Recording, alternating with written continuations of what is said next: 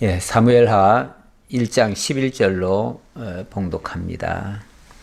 이에 다윗이 자기 옷을 잡아 찢음에 함께 있는 모든 사람도 그리하고 사울과 그의 아들 요나단과 여호와의 백성과 이스라엘 족속이 칼의 죽음으로 말미암아 저녁 때까지 슬퍼하여 울며 금식하니라. 다윗이 그 소식을 전한 청년에게 묻되 너는 어디 사람이냐? 대답하되 나는 아말렉 사람 곧 외국인의 아들이니이다 하니 다윗이 그에게 이르되 네가 어찌하여 손을 들어 여호와의 기름 부음 받은 자 죽이기를 두려워하지 아니하였느냐 하고 다윗이 청년 중 한 사람을 불러 이르되 가까이 가서 그를 죽이라 하매 그가 침에 곧 죽으니라. 우선 15절까지 봉독해 드렸습니다. 주보를 보시면 사무엘상 31장부터 사무엘하 4장까지의 내용이 다윗 왕국의 건설 가운데서 사울이 패망하는 그러한 장면이 되겠습니다. 제가 어쩔 수 없이 사무엘상에서 마무리를 짓지 못하고 사무엘하까지 연결을 시켜 드렸습니다. 그래서 지난주까지는 사무엘하 1장 10절까지 살펴봤는데요. 내용이 상과 하가 끊어지는 것이 아니고 이어지기 때문에 제가 그대로 연결을 해 드렸습니다. 그래서 본격적인 사무엘하는 오늘부터다 그렇게 생각하셔도 되겠습니다. 일단 사무엘하에 접어들면서 물론 사무엘상 31장부터 시작됐지요. 31장부터 사울 왕이 패전을 했습니다. 전쟁에서 패하고 전쟁에서만 패한 것이 아니고 왕도 죽었고 왕자들도 죽었습니다. 그리고 군사들도 거의 다 잃어버렸어요. 일부는 살아남았겠지만 그 일부는 다 흩어지고 말았습니다. 그래서 이스라엘은 블레셋에게 완전한 패망을 당한 겁니다. 아마 이대로 그냥 있으면은 이스라엘이라고 하는 나라는 블레셋에 의해서 아마도 해체가 될 그런 위중한 사태에 빠졌습니다. 이 치욕스러운 일 당했고 이제 그 다음 단계 어떻게 해야 되는가? 사울은 이제 죽었습니다. 그래서 사무엘하 1장 1절로 들어가 보면 사울이 죽은 후에 다윗이 아말렉 사람을 쳐 죽이고 돌아와 다윗이 시글락에서 이틀을 머물더니 사흘째 되는 날에 한 사람이 사울의 진영에서 나왔는데 그의 옷은 찢어졌고 머리에는 흙이 있더라. 사울은 이렇게 전쟁을 겪으면서 완전히 패전을 하고 패망까지 돼버렸죠. 그랬는데 다윗은 어떤 상황이었던가? 다윗은 승리를 했었죠. 아말렉과의 그 전투를 통해서 다윗이 응징을 하고 그들에게 빼앗겼던 모든 사람과 재물을 다 빼앗아 왔습니다. 오히려 아말렉이 다른 지역에서 빼앗아 왔던 것들까지도 더 빼앗아 왔지요. 그래서 적어도 10배 이상의 소득을 얻었다고 볼 수 있습니다. 대승을 거뒀지요. 그리고 이제 자기들이 살던 곳 시글락에 와서 이제 재건하기 위한 준비를 하고 있었습니다. 어차피 살아야 되니까요. 살아야 되니까. 물론 이 지역은 블레셋 지역입니다. 블레셋 지역에서 참 기구한 일이죠. 블레셋은 이스라엘과의 전투에서 대승을 거뒀고요. 유다 사람인 이스라엘 사람인 이 다윗은 아말렉에서 이제 대승을 거뒀고요. 그리고 블레셋에 가서 지금 회복을 하기 위해서 지금 준비하고 있는 과정이죠. 예. 그런데 이스라엘은 블레셋에 졌다. 그리고 다윗은 아말렉을 이기고 지금 블레셋에 와서 시글락 땅에 와서 살고 있다. 참 어찌 보면 꼬이고 꼬이는 그런 모습입니다. 전체를 한번 그림을 보시면요. 전체 그림을 보시면 그런 상태예요. 그런 상태인데 갑자기 한 청년이 막 옷은 다 찢어지고 머리에는 흙 범벅이 돼가지고 한 청년이 쫓아왔어요. 얼마나 다급하게 왔다는 것을 이제 보여주는 모습이죠. 막 죄를 무릅쓰고 그 먼지를 뒤집어 쓰고 옷은 다 찢어질 대로 찢어져 가지고 막 달려온 거예요. 그러면서 땅에 엎드려 가지고 다윗 장군님 하고서 이제 외치니까 너 누구냐? 어디서 왔느냐? 하니까 저는 지금 이스라엘 블레셋과 이스라엘의 그 전쟁통에 이스라엘 군병으로 참전을 했다가 거기서 지금 도망쳐 나온 사람입니다. 라고 얘기하는 거예요. 그렇잖아도 다윗도 궁금했지요. 블레셋과 이스라엘이 지금 전쟁 붙은 건 알지요. 아는데 정말 어떻게 됐을까 궁금하던 차에 이 소식을 들려오니까 얼마나 좋은 소식이겠어요. 그래서 기대를 했지요. 그런데 웬걸 어떻게 됐느냐 하고 물으니까 4절 중간에 그렇게 말합니다. 그가 대답하되 군사가 전쟁 중에 도망하기도 하였고 무리 가운데서 엎드러져 죽은 자도 많았고 사울과 그의 아들 요나단도 죽었나이다 하는지라. 뭐 전쟁에 다 패했습니다 해놓고는 사울 왕도 죽었고 사울 왕의 그 왕자들 요나단까지도 죽었습니다 라고 얘기를 하는 거예요. 이 말에 다윗은 엄청난 충격을 받았겠죠. 엄청난 충격을 받았죠. 그래서 그 사실이 믿어지지 않을 거예요, 아마. 그래서 다시 반문을 하는 겁니다. 왕과 그의 요나단이 죽었다는 걸 어떻게 아느냐?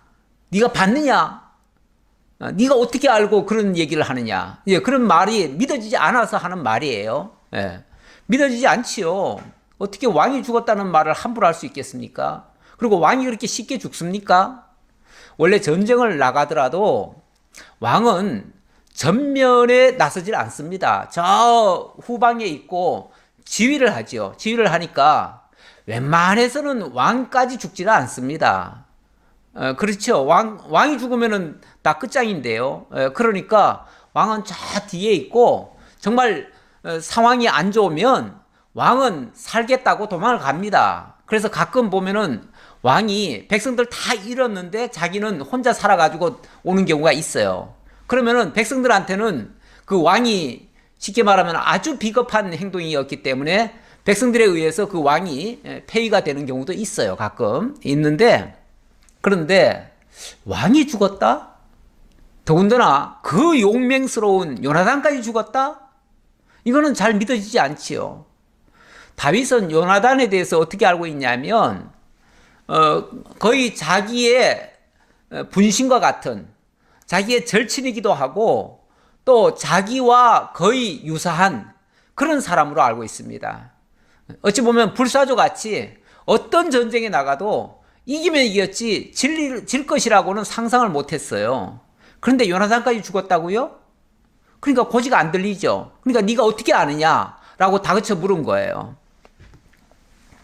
예, 그랬더니 쭉 이야기를 합니다. 예, 여차 해가지고 저희도 패전을 해가지고 이제 도망을 오는 중에 갑자기 어떤 사람이 막 신음을 하면서 여보게 그 청년 나 좀 도와주게 그러는 거예요. 예를 들자면 그렇게 얘기하는 거예요. 그러니까 이렇게 고개를 돌아보니까 왕인 거예요. 왕은 이제 왕관을 쓰고 있으니까 아니면은 최소한 왕관이 벗겨졌더라도 이제 왕복을 입고 있을 거 아니에요. 그러니까 왕인 줄 알지요. 그래서 왕이 왜 이러십니까? 하고 가서 가보니까 왕이 칼에 엎드려져 있더라는 거예요. 그런데 아직 숨이 안 끊어졌더라는 거죠.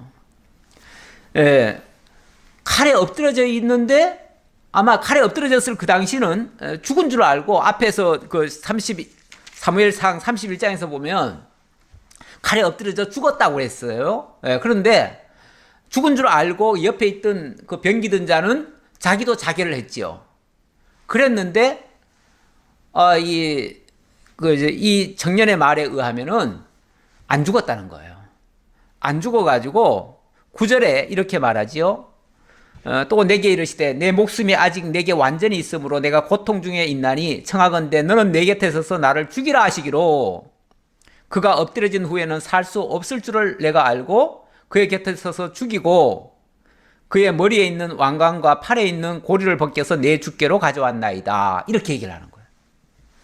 다시 말하면 자기 손으로 죽여주고 그 왕관과 그 팔고리, 팔에 이렇게 있는 그 금고리가 있어요. 그거를 자기가 가져왔습니다. 여기 보세요. 제가 이거 가져왔습니다.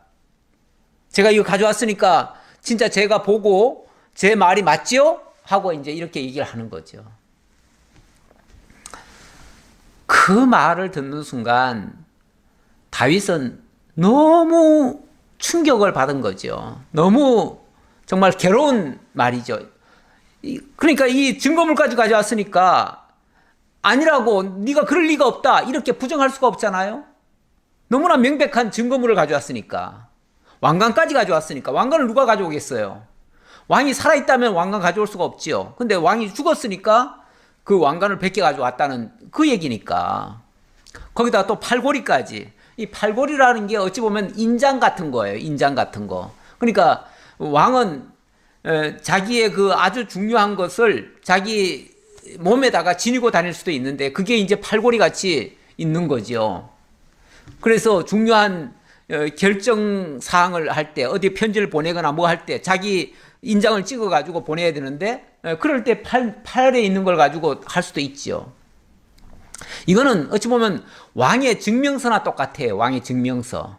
왕관도 물론 왕이라고 하는 증명이고요. 그 인장도 그 팔고리도 어찌 보면 왕의 증명서나 마찬가지예요. 근데 그걸 가져온 거예요. 그러니까 부정할 수가 없지요.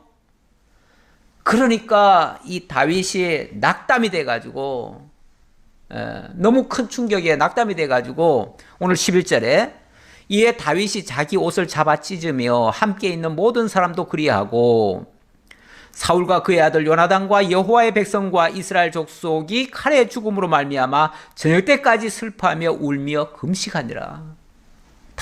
너무너무 괴로웠던 거죠. 너무 힘들었던 거죠.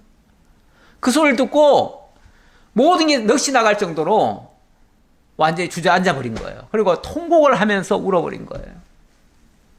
이걸 보면 정말 다윗의 그 마음 중심에는요, 자기를 그렇게 괴롭힌 그 사울을 미워하지 않았다는 증거죠.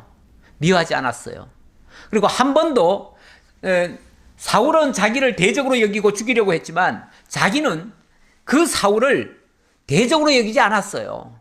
오히려 하나님이 기름 부어 세운 왕이라고 인정을 했어요. 비록 자기는 괴롭혔지만, 하지만 하나님은 이 사람을 세워서 지금 이스라엘의 왕으로 세우셨다. 그러니 나는 인정하고 왕으로 존중을 한다. 그런 자세로 왔던 거예요. 그런데 그가 죽었다고요? 네. 이렇게 비참하게 죽었다고요? 더군다나 거기에는 또 그 왕자 요나단은 어찌 보면 자기도 너무너무 사랑했던 그 왕자 아닙니까? 자기와 마음이 거의 일치가 됐던 사람 아닙니까? 일치. 예. 마음이 동일했어요. 똑같은 믿음과 똑같은 그런 마음으로 지금까지 살아왔던, 어찌 보면 뭐 자기 아바타라고 해도 과언이 아닐 만큼 자기와 거의 동일한 그런 사람을 정말 친구처럼 여기고 은근히 서로 도와도 주고 그랬었어요. 그런데 그까지 죽었다니까 완전히 낙심이 됐지요. 그런데 여기서 다윗이 이제 이성을 되찾는 거죠. 너무 이제 감정적으로 완전히 그냥 낙심을 하다가 다시 정신을 번쩍 차리고 냉정하게 이 사태를 이제 파악하기 시작해요. 파악하는데 어쨌든 죽은 거는 기정사실이 된 거예요. 죽었어요. 좋아요. 죽었으면 왜 죽었느냐? 어떻게 해서 죽었느냐? 좀 더 자초지종을 알아볼 필요가 있죠. 어떻게 죽었느냐? 물론 앞에서 다 얘기를 했어요. 그런데 가만히 얘기를 듣고 보니까 이 청년이 자기 손으로 왕을 찔러 죽였다는 거예요. 자기 손으로. 그 말을 앞에 했지요? 예.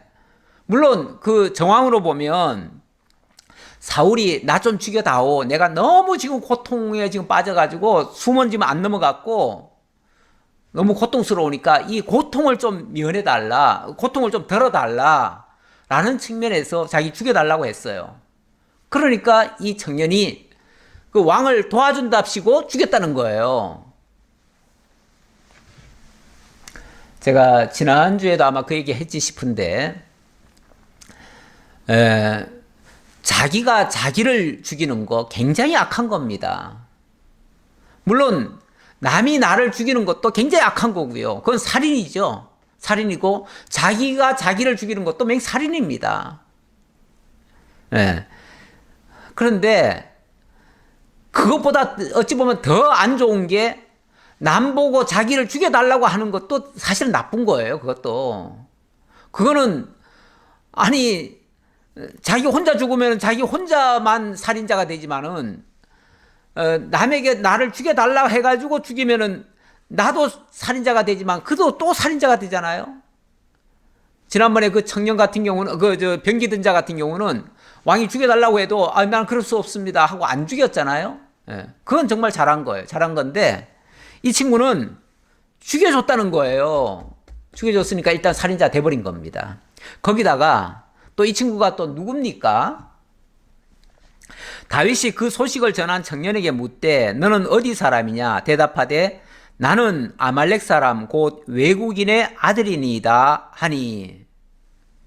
나는 아말렉 사람이고 외국인의 아들입니다. 이렇게 얘기를 하네요. 그러니까 이 외국인의 아들이란 말은 현재는 이스라엘에 속해 있으면서 외국에서 온 사람의 아들입니다. 그 말이죠. 그러니까 다시 말하면 자기 아버지가 원래 아말렉 사람이고 자기는 아말렉 사람에게서 태어난 이스라엘의 사람입니다. 이 얘기죠. 그러니까 이스라엘에 기화한 아말렉 사람의 자식입니다. 그 얘기죠. 그러니까 엄밀하게 말하면 이 사람의 본적은 아말렉 사람인 거예요. 아말렉의 피를 가지고 태어난 사람이에요. 그래서 아말렉 사람이면서 이스라엘에 귀화한 사람이에요. 이런 사람이 이스라엘의 군대로 징집이 돼가지고 이 전쟁터에 나갔던 거예요. 그런데 이 사람이 결국은 사울을 죽인 꼴이 됐어요. 그러니까 결과적으로 말하면 사울은 아말렉 사람의 손에 의해서 죽음 당한 거예요. 그런데 아말렉이 누굽니까? 아말렉은요, 가까이는 얼마 전에, 불과 며칠 전에 이 다윗이 살고 있던 시글락을 쳐가지고 거기를 다 불사르고 거기 여자들을 다 끌어다 갔던 그 민족이에요. 그래서 당장에도 정말 아말렉 그러면은 이 다윗은 치를 떨만한 그런 사람들이에요. 그리고 더 거슬러 올라가 보면 지난번에 그 사울이 하나님께서 사울에게 왕권을 주시고 그리고 아마 몇 번째인지 모르겠는데 거의 뭐 초반인데 하나님이 사울에게 그렇게 말씀하셨습니다. 아말렉은 나의 원수다. 그러니까 네가 저 아말렉을 진멸해라 라고 명하셨어요. 그런데 사울이 아말렉을 그래서 쳤거든요. 쳤는데 거기서 왕을 사로잡고 거기 귀인들을 다 사로잡아 왔어요. 뿐만 아니라 그 아말렉 사람들이 가지고 있던 살찐 소, 좋은 것들 뭐 금은 보석 이런 것들을 다 탈취해 왔어요. 근데 하나님께서 그 아말렉을 심판해 달라고 당부하시면서 하신 말씀이 있어요. 그들의 것은 다 불사질러라. 그리고 그들의 것은 아무것도 가져올 생각하지 말아라. 이렇게 말씀하셨거든요. 그런데 이 사울은 살찐소를 다 그냥 끌고 오고요. 금은들을 다 가져왔고요. 그리고 왕도 안 죽이고 데리고 갔어요. 그리고 기인들까지 다 데리고 왔어요.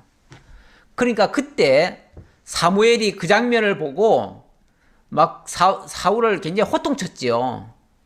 하나님께서 분명히 아말렉을 진멸하라고 했는데 어찌하여 왕은 이렇게 다 살려왔습니까? 그랬더니 제가 이 살려온 거는 제가 살려온 게 아니라 백성들이 원해서 살려왔습니다. 그리고 이거 목적은 여호와께 제사 드리기 위해서, 제사 드리려면은 좋은 소가 필요하잖아요. 그래서 드리려고 했습니다. 라고 거짓말했지요. 그렇게 변명을 불러댔지요. 그때 사무엘이 한 유명한 말이 있어요. 하나님이 순종보다 번제를 좋아하시는 줄 아십니까? 하나님은 번제보다 하나님의 말씀에 순종하는 것을 더 기뻐하십니다. 왕이 여호와의 말씀을 버렸으므로 하나님께서도 왕을 버리실 것입니다. 그때 그 사울의 폐위를 선언해버린 거죠. 그리고 사무엘이 그 아말렉 왕을 직접 손수 처단을 해버렸지요. 자, 이런 식으로 아말렉은 원수입니다. 왜 원수라고까지 얘기를 하냐면 더 거슬러 올라가 보면 모세가 이스라엘 백성들을 이끌고 나올 때 광야에서 정말 40년간 방황을 했잖아요. 그때 이스라엘을 괴롭히고 이스라엘에 가는 길을 가로막고 이렇게 했던 원수가 누구냐면 바로 아말렉 사람들이에요. 그래서 하나님께서는 이 언약 자손들의 길을 막는 그들, 바로 하나님이 인도하시는 그 길을 가로막는 자들이죠. 그런 의미에서 하나님이 아말렉은 나의 원수다 그랬어요. 원수다. 그래서 내가 반드시 그들을 진멸할 거다. 그러면서 그 진멸할 거를 사울에게 쉽게 말하면 부탁을 하신 거예요. 그들을 진멸해라 라고 말씀하신 건데 그걸 사울이 안 들어준 거예요. 그러니까 하나님께서 내가 하나님 앞에 제사 드리는 거 그걸 더 원하는 줄 아느냐? 내가 너희들이 드리는 그 소나 잡아먹고 그거 가지고 내가 기뻐하는 줄 아느냐? 아니다. 너희가 내 말씀을 듣는 것을 나는 기뻐한다. 오늘날도 마찬가지입니다. 어떤 사람들은 요즘 코로나 때문에 예배를 제대로 못 드리니까 하나님이 기뻐하시는 예배를 왜 못 드리게 하냐고 그러면서 우리는 예배 드리는 게 생명이다 그러면서 막 하나님의 그러니까 쉽게 말하면 막 다른 사람들한테 민폐 끼쳐가면서까지 그 예배를 억지로 드리려고 하는 경우가 있어요. 냉정하게 말하면은 아니 말씀 듣는 게 우선입니까? 그 제사 드리는 게 목적입니까? 아니 예배를 드리는 이유가 뭡니까? 하나님의 말씀 듣기 위한 수단 아니에요? 수단? 수단이라면 수단이고 방편이라면 우리가 말씀 들을 수 있으면은 꼭 이 방법밖에 없습니까? 다른 방법이 있잖아요. 지금 옛날처럼 이 대면해야만 모든 역사가 일어나는 게 아니고 비대면으로도 할 수 있는 거예요. 그러니까 지금 이 비대면으로 듣고 정말 그 말씀을 깨닫고 그 말씀을 나의 양식으로 삼고 그 말씀대로 살아간다면 같은 효과를 볼 수 있는 거예요. 우리 하나님은 사람에게도 폐를 끼치고 남에게 해를 입히고 하는 것도 하나님은 기뻐하지 않습니다. 당연히 하나님의 말씀 불순종하는 거 그거 원치 않습니다. 제사를 앞세워가지고 예배를 앞세워가지고 사람들한테 무례하게 행하는 것도 옳지 않습니다. 그건 참고적이고요. 자, 어쨌든 결국은 이 친구는 이스라엘의 원수였던 거예요. 원수의 아들이 물론 귀화를 했으니까 이스라엘을 위해서 희생하고 봉사한다면 그 용서가 될 거예요. 되는데 귀화한 친구가 그 사울이 죽여달라고 한다고 해가지고 사울을 죽여요? 그리고 물론 이 뭐 왕관이나 그 인장을 다윗에게 갖다 주어서 다윗에게 칭찬받고 다윗에게 인정받으려고 한 것까지는 가상할지 모르겠어요. 그러나 이거는 잘못된 판단이죠. 잘못된 판단이에요. 이미 죽었는데 그거를 얼른 가져왔습니다 하면은 좀 덜 할 거예요. 그러면은 다윗이 이렇게까지 화가 나지는 않을 거예요. 그리고 그렇게까지 하는데 죄를 물기는 곤란하죠. 그런데 이거는 자기 입으로 내가 사울 왕의 그 남은 목숨을 내가 끊어 주었습니다라고 얘기하잖아요. 그러니까 이거는 명백한 왕을 시해한 범인이 되는 거예요. 그냥 한 사람, 보통 사람, 살인자 정도에서 머무는 게 아니고 그 이상 왕을 시해한 시해범이 되는 거예요. 그러니까 어떻게 합니까? 다윗이 그에게 이르되 네가 어찌하여 손을 들어 여호와의 기름 부음 받은 자 죽이기를 두려워하지 아니하느냐 하고 다윗이 청년 중 한 사람을 불러 이르되 가까이 가서 그를 죽이라 하매 그가 침에 곧 죽으니라. 이거는 뭐 생각해보고 뭐 길게 끌어가면서 얘기할 게 아니에요. 명백히 자기 입으로 내가 왕을 죽였습니다라고 얘기를 했잖아요. 그 한 가지만 해도 이건 죽을 죄예요. 그래서 그 자리에서 바로 처단을 해버린 거예요. 혹시 모르겠어요. 이 친구가 거짓말로 자기가 죽이지 않았는데 앞에서는 이미 자기를 했다고 했고요. 그래서 죽이지 않았는데 자기가 내가 이렇게 다윗이 미워하는 자를 내가 죽였습니다 라고 해가지고 자기가 인정받으려고 거짓말로 그렇게 말을 했는지는 또 모르겠어요. 거짓말 했다 그래도 그건 잘못이고요. 그러면 살인죄는 아닐지라도 살인했다라고 자기가 지금 거짓말 한 거니까 그것도 역시 죽을 죄예요. 이거는 다윗의 뜻도 모르고 다윗의 그 진정한 본 마음도 모르고 과인충성한 죄가 되는 거죠. 사람들이 이렇게 우리가 하나님의 뜻도 모르고 하나님 앞에 과인충성하는 사람들도 있어요. 세상 나라에서도 마찬가지예요.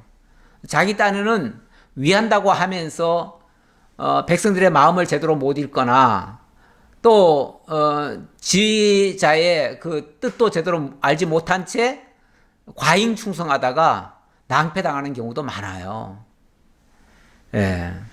어쨌든 우리는 그런 걸 떠나서 항상 정직해야 될 필요는 있습니다. 정직하지 못한 것도 죄가 되고 죽을 죄가 되는 거예요. 예, 그런 의미에서 말씀드렸습니다. 자, 그 다음 17절로 넘어갑니다. 1장 17절부터는 다윗이 너무너무 정말 이 사울과 요나단을 안타까워하면서 그들을 위해서 조상하는 그러한 노래의 내용이 되겠습니다.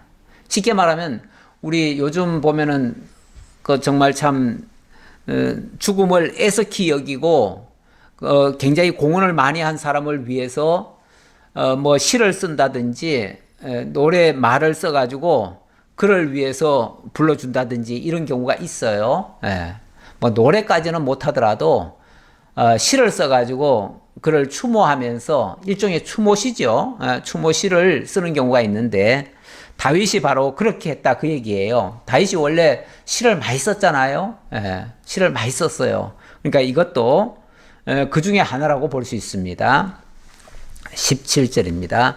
다윗이 이 슬픈 노래로 사울과 그의 아들 요나단을 조상하고 명령하여 그것을 유다 족속에게 가르치라 하였으니 곧 활노래라.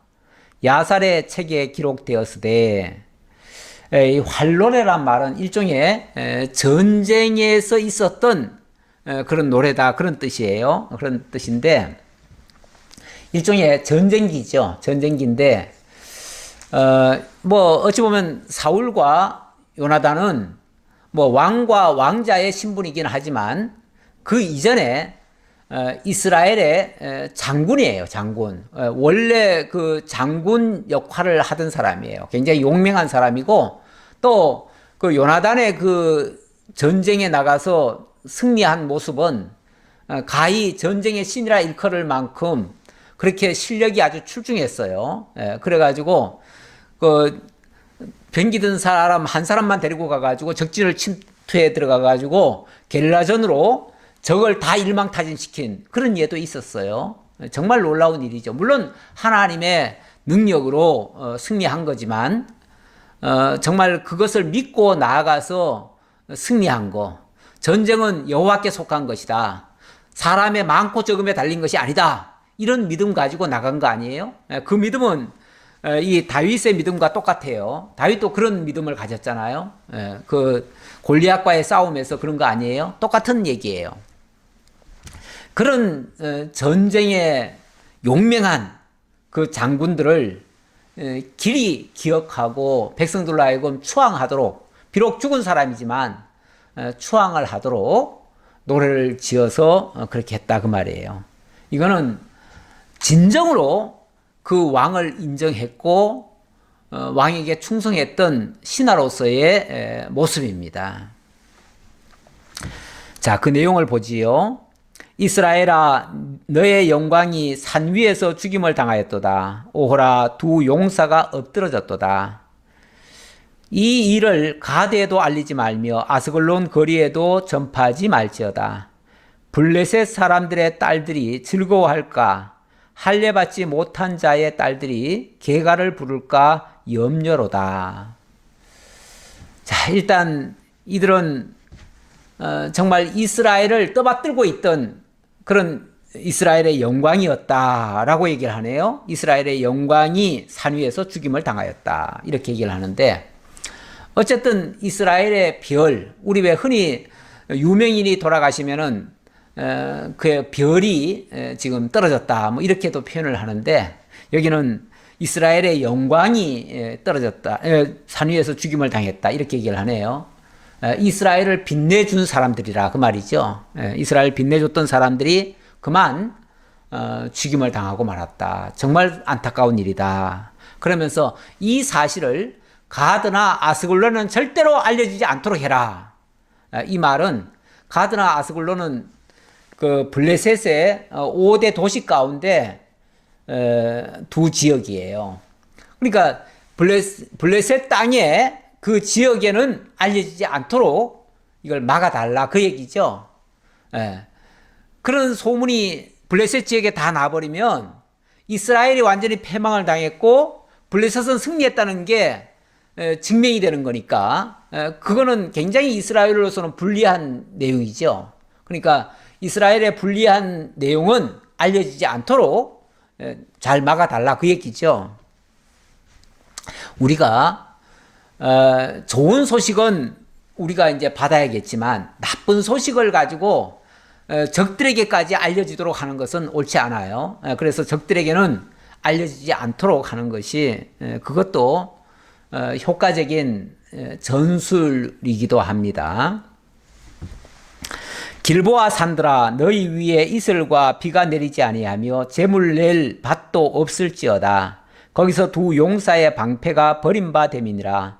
곧 사울의 방패가 기름 부음을 받지 아니함 같이 됨이로다.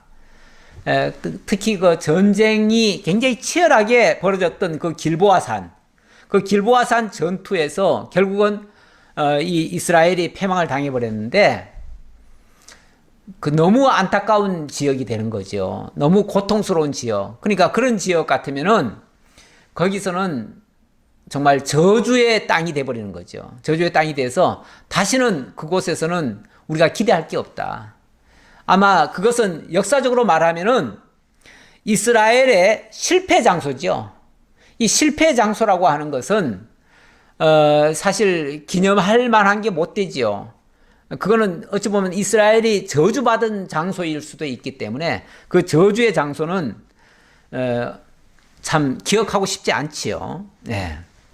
그래서 그것은 저주로 버려둬라 이제 그런 의미고, 죽은 자의 피에서 용사의 기름에서 요나단의 활이 뒤로 물러가지 아니하였으며 사울의 칼이 헛되이 돌아오지 아니하였도다. 그런데 거기서 흘린 그 피가 헛되어서는 안 될 거 아니에요? 예. 허무하게 끝나면 안 되잖아요. 그래서 그 사울과 요나단의 그 활과 칼 이런 것들이 정말 그래도 소중하게 여기고, 예, 그들이 올린 그 정과, 물론 결과적으로는 실패를 당했지만, 그러나 싸운 그 용맹함, 이거는 우리가 길이 간직하자. 이제 그런 측면에서 하는 말이에요.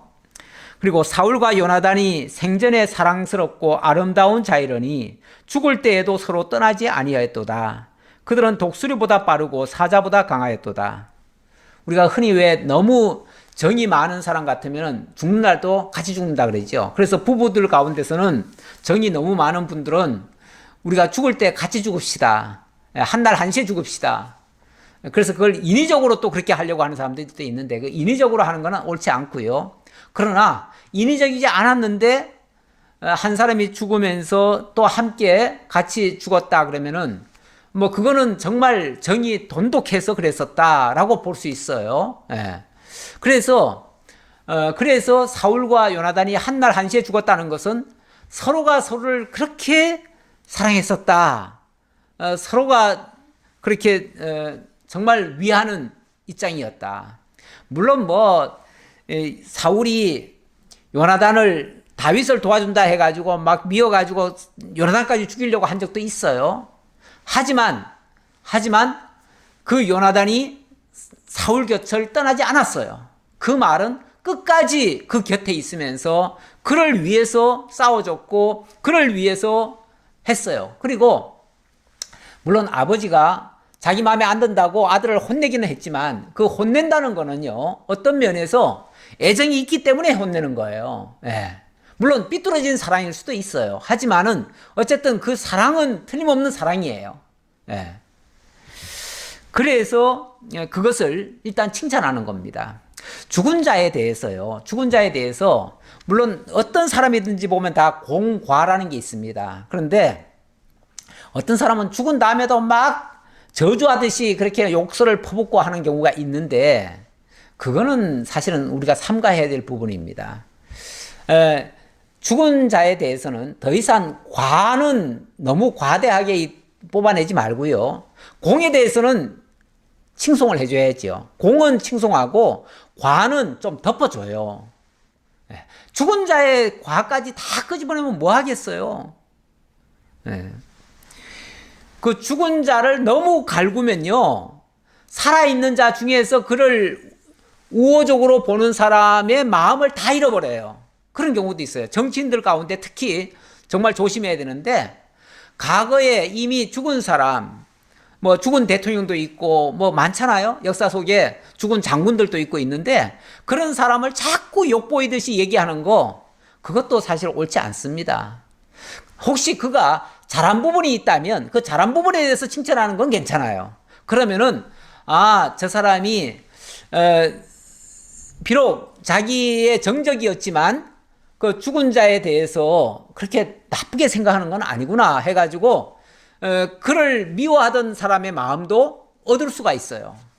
그런데 자기와 정치색이 다르고 그렇다고 해가지고 과거에 죽은 사람을 마치 그냥 뭡니까? 다시 그냥 파가지고 다시 욕보이듯이 다시 끄집어내가지고 또 과거 얘기해가면서 막 또 욕설하고 하는 사람들. 이런 사람은 사실 상대하면 안 돼요. 그런 사람 좋지 못합니다.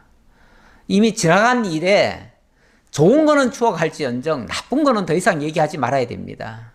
그거는 우리가 그냥 그거는 뭐 이 신앙을 떠나서 우리 윤리적으로도 그런 것들은 좀 지켜줘야 됩니다. 다윗은 자기를 그렇게 괴롭혔던 그 사울이지만은 사울의 그 단점에 대해서는 얘기를 한마디도 안 합니다. 그러면서 오히려 사울이 그래도 그 공이라는 게 있잖아요. 그 공에 대해서는 엄청나게 지금 칭송을 하는 거예요. 사람 떠받들라는 게 아니라 이게 다윗의 진실한 마음이에요. 그거는 좋은 모습이죠. 이스라엘의 딸들아, 사울을 슬퍼하여 울지어다. 그가 붉은 옷으로 너희에게 화려하게 입혔고 금 놀이개를 너희 옷에 채웠도다. 오호라, 두 용사가 우선 잠깐요. 이스라엘 딸들아, 다시 말하면 이스라엘 백성들아 그 말이죠. 예를 들어서 그 왕이나 지도자를 아버지격으로 보고요. 그의 백성된 자들을 딸들이라고 이렇게 표현을 하는 경우가 많아요. 그러니까 이스라엘의 딸들아 하는 말은 이 백성들을 두고 하는 말이에요. 그들 보고 뭐라 그러냐면은 그 사울을 위해서 슬퍼하고 그를 위해서 애통해 달라 그럽니다. 왜냐하면 어쨌든 왕이 너희들을 위해서 그렇게 싸워주지 않았느냐, 너희들을 위해서 그렇게 고생하지 않았느냐. 그 왕 노릇도 사실은 힘든 겁니다. 어떤 일이든지 간에요, 지도급에 있는 사람이 하는 일들은 다 힘들어요. 어떤 사람들은 지도급에서 놀면서 남 시키기나 하고 자기는 손도 안 하고 막 그렇게 얘기하는 사람들도 있는데 그렇지 않습니다. 물론 일은 밑에 있는 사람이 더 많이 할 거예요. 그러나 위에 있는 사람은요, 밤잠을 못 자가면서 고민을 합니다. 고민을 해요. 어떻게 정말 다스려야 바르게 다스릴까? 그러면서 밤잠 안 자고 정말 남들이 일할 때 더 고민해요. 사실은 이게 일하는 게 직접 노동일 하는 게 쉬운 겁니까? 이 머리 쓰는 게 더 힘든 겁니까? 사실 머리 쓰는 게 훨씬 더 힘들어요. 그러니까 왕은 놀았다, 잘 먹고 잘 살았다 이렇게 욕할 게 아니고요. 백성들을 위해서 어쨌든 희생하고 봉사했던 거다 인정하는 게 맞다 그 말이죠. 오호라 두 용사가 전쟁 중에 엎드러졌도다. 요나단이 내 산 위에서 죽임을 당하였도다. 내 형 요나단이여, 내가 그대를 애통함은 그대는 내게 심히 아름다움이라. 그대가 나를 사랑함이 기하여 여인의 사랑보다 더하였도다. 이 왕과 또 그 왕자 요나단, 특히 이 요나단에 대해서는 요나단과 다윗의 관계는 정말 특별한 관계였죠. 돈독하였죠. 그 우정이 그냥 친구 간의 사랑 정도가 아니라 정말 한 태에서 태어난 그 형제보다도 더 진한 그런 진실한 그 마음의 교통이 있었어요. 이걸 이제 사랑이라고 표현을 했는데 무슨 사랑이라고까지 얘기를 했냐면 여인의 사랑보다 더하였도다. 그러니까 쉽게 말하면 이 연인들 간의 사랑, 몸을 섞은 그 여인의 사랑보다도 더 기이한 사랑이었다. 정말 한 몸을 이룬 자보다도 더 큰 사랑이었다. 그 얘기죠. 그런 의미에서의 표현이죠. 뭐 이걸 또 어떤 사람들은 또 무슨 뭐 동성애 했느냐 뭐 그렇게 또 안 좋게 또 얘기하는 사람이 있는데, 아니 동성애 하는 사람들이 이걸 가지고 요나단과 다윗도 동성애 했다 이렇게 또 말하는 것을 내가 언젠가 들은 적이 있어요. 들은 적이 있는데 전혀 그런 뜻 아니에요. 동성애는 무슨 동성애입니까? 전혀 그건 상관도 없는 얘기고요. 그런 쪽으로 악용을 하면 안 되지요. 오호라 두 용사가 엎드러졌으며 싸우는 무기가 망하였도다. 이렇게 해서 그들이 가지고 있던 그 참 놀라운 성과에도 불구하고 그들은 이런 것을 다 잃었다. 참 안타깝다 그 얘기죠. 이걸 백성들은 기억해야 된다라고 하는 말입니다. 그 후에 다윗이 여호와께 여쭈어 아뢰되 내가 유다 한 성읍으로 올라가리까? 여호와께서 이르시되 올라가라. 다윗이 아뢰되 어디로 가리까? 이르시되 헤브론으로 갈지니라. 다윗이 두 아내 이스라엘 여인 아히노함과 갈멜 사람 나발의 아내 되었던 아비가일을 데리고 그리로 올라갈 때에 자기와 함께한 추종자들과 그들의 가족들을 다윗이 다 데리고 올라가서 헤브론 각 성읍에 살게 하니라. 여기서 이제 새로운 역사가 펼쳐지게 되어집니다. 사실 앞에서 다윗은 그 시글락 땅을 되찾은 다음에 많은 노략물을 가져왔기 때문에 거기서 그 시글락을 재건하고 거기서 그냥 살려고 했어요. 거기서 살려고 했는데 하나님께서 그렇게 살게 내버려 두는 게 아니고 이스라엘이 망하게 함으로써 이 다윗을 유다로 올라오게 하시는 이러한 역사입니다. 참 놀라운 일이죠. 물론 뭐 사울이 그렇게 패망을 당한 것은 굉장히 안타까운 일이고 참 고통스러운 일이에요. 하지만은 우리 하나님께서는 이 역사를 이스라엘이 망하게 내버려 두지 않아요. 망하게 내버려 두지 아니하시고 이스라엘을 다시 회복할 수 있는 그 길을 열어주시고 오히려 그 이전보다 더 낫게 바꾸어 가시는 그런 역사를 만들어내셔요. 제가 이 다윗에 대해서는 자꾸만 그 전화위복이라고 하는 그런 단어를 제가 좀 썼었는데 어찌 보면 이 사건도 분명히 이스라엘에는 정말 참 불행한 사건이죠. 불행한 사건인데 결과적으로 말하면 이스라엘이 다시 부흥할 수 있는 전화위복의 사건이 될 수 있습니다. 그래서 하나님께서는 이 다윗의 마음을 바꿔주시는 거예요. 어떻게 바꿔주시냐면은 그 시글락 땅에서 머물면서 그냥 한 지역에서 자기 한 생명만 평안하게 살겠다 이런 생각이 아니라 내가 이 유다를 위해서 이 이스라엘을 위해서 뭔가를 해야 되지 않겠느냐라고 하는 생각을 갖게 되는 거죠. 그래서 하나님 앞에 기도를 한 거예요. 하나님, 제게 이런 마음이 드는데 이게 옳은 생각입니까? 다시 말하면 제가 유다로 가려고 하는 것이 이게 옳은 생각입니까? 왜 하나님이 제게 이런 마음 주시죠? 라고 기도했더니 하나님 뭐라고 그러냐면은 유다로 올라가라는 거예요. 올라가라 라는 쉽게 말하면 감동, 그런 신호를 주시는 거예요. 그래요? 그러면 제가 유다를 올라가면은 유다 어디로 갈까요? 라고 또 물었더니 헤브론으로 가라 이렇게 말씀하시는 거예요. 헤브론으로 가라. 다시 말하면 유다, 헤브론 이 지역은 원래 이제 이 다윗이 태어난 원 지역은 유다 지파지요. 유다 지파. 유다 지파는 제가 오늘 지도를 안 그렸는데 지도를 보시면은 사해 바다 한 중간쯤에서부터 그 아래 지역이 전부 다 유다 지역이에요. 유다 지역이라서 지금까지 다윗이 도망 다닌 지역도 다 유다 지역이에요. 유다 전역을 쉽게 말하면 도망 다녔어요. 그리고 거기는 원래 유다 지파에 속한 베들레헴이라고 하는 땅에서 이 다윗이 태어났거든요. 그러니까 거기는 어찌 보면 자기 고향 지역이에요. 고향 지역이고 그래서 아무래도 그쪽에 마음이 많이 있었겠죠. 그래서 이번 기회에 이제 사울도 이제 어찌 보면 자기를 죽이려고 하던 사울이 죽었으니까 이제 더 이상 자기를 죽이려고 하는 자는 없을 거다라는 생각을 했겠죠. 그러니까 이제 유다로 돌아가겠다라고 생각을 했던 거고 하나님께서도 가라고 하셨고 그래서 다윗이 그의 두 아내 이스라엘 여인 아히노암과 또 나발의 아내였던 아비가일을 데리고 올라갔대요. 이 아내들 데려갔다는 거는 자식들도 다 데려갔다는 얘기고요. 그 말은 온 가족을 다 데려갔다고 하는 것은 이제는 과거의 그 위협적인 것을 이제 더 이상 생각하지 않는 거죠.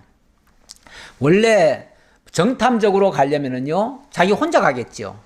그런데 가족들을 다 데려간다고 하는 것은 이제 완전히 살려고 하는 거죠. 완전히 이주하려고 하는 거죠. 그래서 이제 시글락에서의 망명 생활은 이제 완전히 청산하고 이제는 그야말로 고향 땅으로 돌아가는 거예요. 이게 이제 하나님이 인도에 가시는 그런 방식입니다. 그런데 유다 땅에 왔더니 놀라운 역사가 펼쳐집니다. 그 역사는 바로 4절에 있는 내용입니다. 유다 사람들이 와서 거기서 다윗에게 기름을 부어 유다 족속의 왕으로 삼았더라. 올라오자마자 유다 사람들이 다 모여들었어요. 다 모여들어가지고 이제 쉽게 말하면 지금 이스라엘은 아무도 없잖아요. 무주공산이잖아요. 지도자가 없어요. 지도자가 없는 상태로 그대로 있으면 사실 이스라엘 망합니다. 망하지요. 지금 뭐 블레셋은 완전히 지금 승리했고 그대로 가면은 이스라엘은 그대로 폭삭 망하지요. 이걸 하나님께서 막으시려고 다윗에게 그런 마음 주셨고 또 이스라엘 백성들의 마음도 유다 백성들의 마음들도 일치가 돼가지고 다윗을 왕으로 바로 옹립을 한 거예요. 그래서 이때부터 다윗은 유다 지역의 왕이 됩니다. 아직 전체 이스라엘의 왕은 아니고요. 유다 지역에서 일단 왕이 됩니다. 앞으로 어떻게 전개될지 굉장히 흥미진진한데 시간상 오늘은 여기까지만 하도록 하겠습니다. 기도하겠습니다. 아버지 하나님 감사합니다. 우리 하나님께서 하시는 일 언제 봐도 참 놀랍고 그리고 위기라고 하는 것은 항상 또 새로운 기회를 주시고 그 위기가 오히려 전화 위복이 되어지는 것을 오늘도 말씀을 통해서 확인했습니다. 이 사실을 알고 믿는 자들은 이 세상에 우리에게 닥쳐오는 어떤 위험도 어떤 위기도 더 이상 위기로 받는 것이 아니라 하나님이 주신 새로운 기회로 받고 오히려 감사하고 하나님께 영광을 돌리는 줄 압니다. 그리고 하나님이 승리케 하시는 것도 깨닫게 되는 줄 압니다. 이러한 믿음, 이러한 신앙적인 아름다움을 우리가 직접 체험하고 그래서 하나님께 영광 돌리고 정말 믿음으로 살아가는, 승리하며 살아가는 저희 모두가 되도록 함께해 주옵소서. 감사드렸고 예수님 이름으로 기도하옵나이다. 아멘.